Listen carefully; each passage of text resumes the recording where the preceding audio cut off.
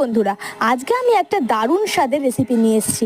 পাতুরি তো অনেক রকম খেয়েছেন, অনেক মাছেরও খেয়েছেন, অনেক সবজিরও খেয়েছেন।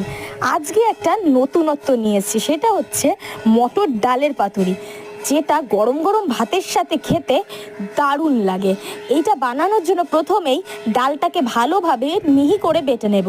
এর উপরে পেঁয়াজ কুচি, লঙ্কা কুচি, ধনেপাতা কুচি ও কিছুটা কালো জিরে ও সর্ষের তেল দিয়ে ভালোভাবে মেখে নিতে হবে।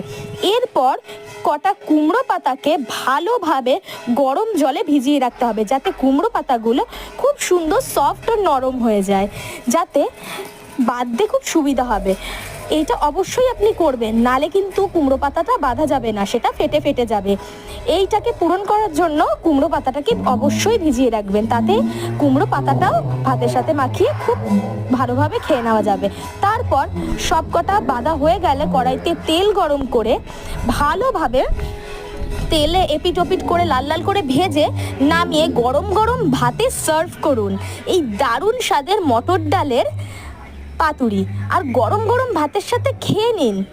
এই রান্নাটা যদি আপনাদের পছন্দ হয়ে থাকে অবশ্যই লাইক, সাবস্ক্রাইব ও শেয়ার করে দেবেন, আর ফেসবুক থেকে দেখলে ফলো করে দেবেন।